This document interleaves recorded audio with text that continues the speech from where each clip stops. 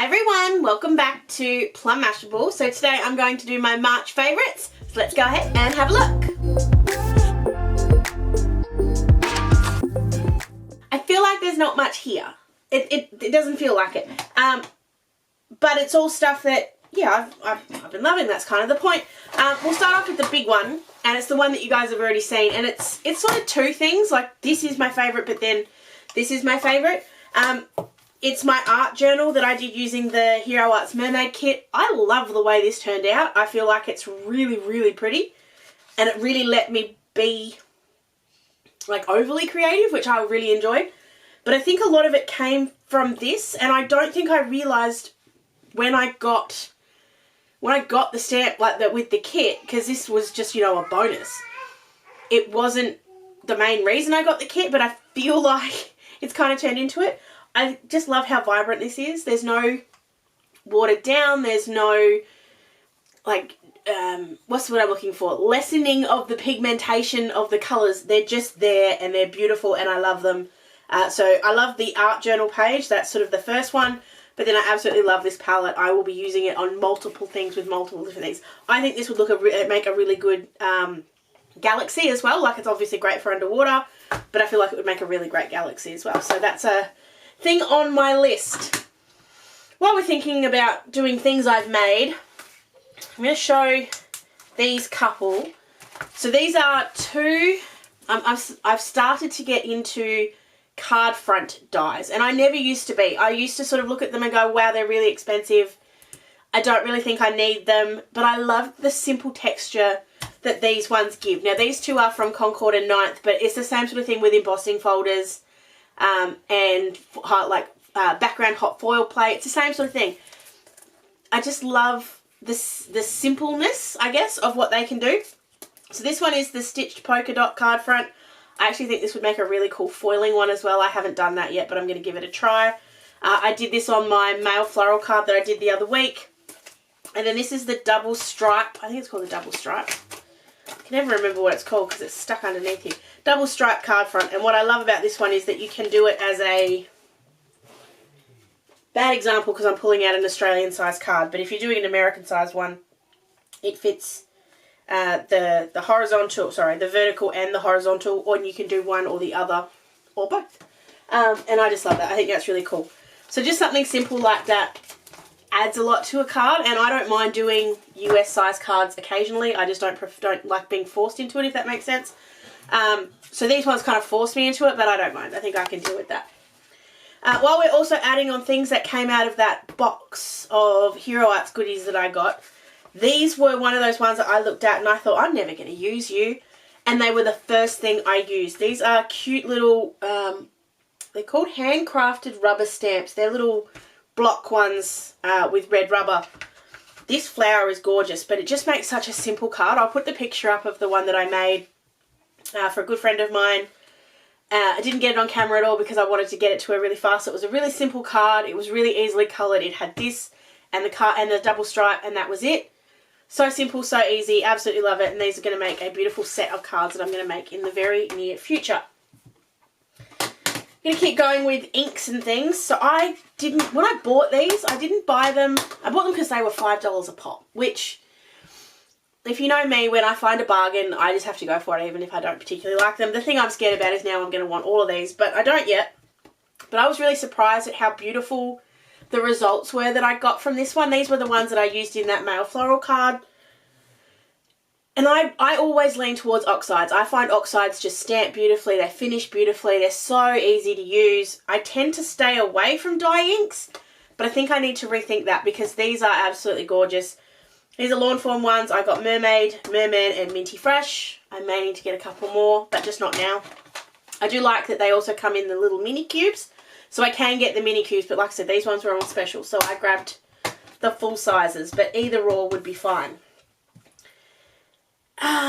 So this is a little tubey bottle, whatever you want to call it, squishy bottle. You guys know I keep glue in one. I have my glue one here somewhere. This is my glue one.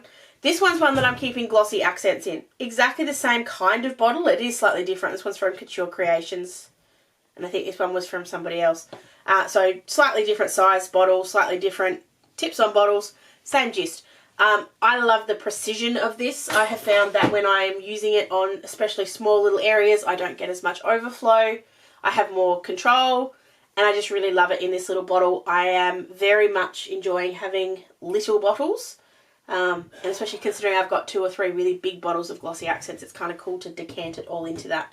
So there is that one. As an example, this is sort of what I could do. So I got those berries in the background. I could have, I think I would have been fine to get that using my regular glossy accents bottle, but it was just so much easier using that one. So yeah, love those. These are 2 that I haven't quite finished yet, but I have, March is a quiet month for me birthday card wise. I don't have so many to make. There's only 2 birthdays in March. So it gives me an opportunity to start on some Christmas cards. These aren't the first 2, but they are the latest 2. Not quite finished yet, but I will finish them. These are using the Concord and 9th, what's it called? I think it's the Boughs and Holly bundle. Boughs and Holly stencil pack. It is a 6-piece stencil. It gives you 2 different ones. So it gives you the wreath. It gives you this little, what's it called, kind of design. I just did it with different colours of green, so they looked a little bit different. And then I brought in the mix and match holiday sentiments again from Concord and 9th to do the background, to do the sentiments, sorry. Love them. So simple, not complicated whatsoever. Love that I can do those in different colours. I actually think I could do these in browns and light blues and make something really pretty for all year round. So that's something that's on my list to do, also to finish those couple of cards. I actually have a lot of cards to show you right now because I, like I said, have been able to get in front of some of my cards. So I made these 5 using the card sketch. If I can find it. Where did I put it? I think I put it back in here. Yeah, I did. Using the card sketch that I got from my Dawn Lewis Big Birthday box. Now, 15 cards from 6 sheets of A5, not A5, 6x6 cardstock. So this was the cardstock that came in the kit. Shows you how to cut it up. So you get each of the sort of bits, and then it shows you how to put them all together. Now, I have got all the backgrounds. I just haven't finished all the cards. I still have another 10 in there that I can finish whenever I want. Yeah, because I've got 5 here. So you've got this one, really simple. It's a little critter. It's 1 sentiment that comes from both of these are the Dawn Lewis ones. Simple strip down the side, easy to do. Little critter, a bit of a wavy, and again that sentiment is from the Dawn Lewis box. Love that those 2 together.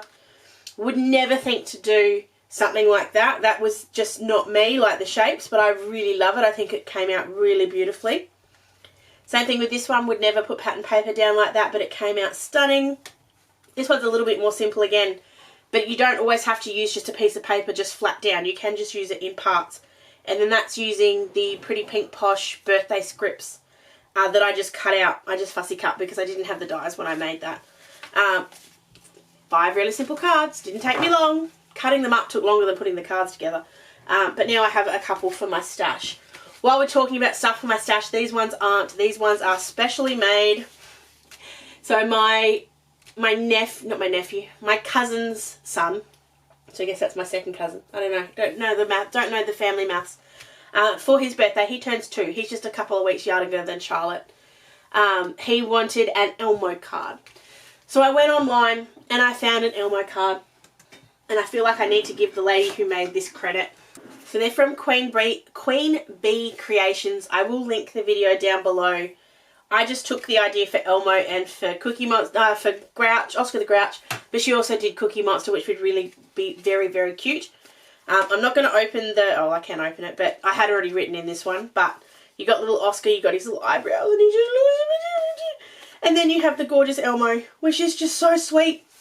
And I don't know what I love more about it. I don't know if I love the face, because the faces are just absolutely gorgeous, or if it's the embossing folder fur. But I absolutely adore both of these. I think they are so, so cute, and I think they're something that I could sort of do for lots of other critters. You can make bears or something out of this, or little puppies. So I have ideas to make these into more things, but they are the 2 Sesame Street ones that I have made, and I love them. And then last but not least, I'm going to show a swatch, because I feel like this brings me so much happiness just sitting on my wall that I want to do it for someone, like for you guys as well. So this is my new foil swatch tags. I cut these using the Uniquely Creative stacked stitched tags. I think that's what they're called, or banners. And all I did was I foiled a piece using my, not Pretty Pink Posh, Pink Fresh Studios solid hot foil plate. Just did a little bit and I just cut them out. Turned out beautifully. There's a couple that aren't quite perfect, but the idea is here that I can see what the colour of all the foils are. I can go like this and I can go, yeah, okay, I want a silver one. What's the finish I want? Do I want triangles? Do I want glitter? Do I want it to be solid? Do I want it to be shiny? Do I want it to be shattered? Like all the different things you can have. And I just love having them sitting on my wall. They catch the light in here all the time and I just think they're really pretty. It's also helping me know what colour foils I already have and therefore what colour foils I no longer need to buy. So there you have it. I feel like I rushed through that, but I did because I have got stuff to do. But they are my March favourites.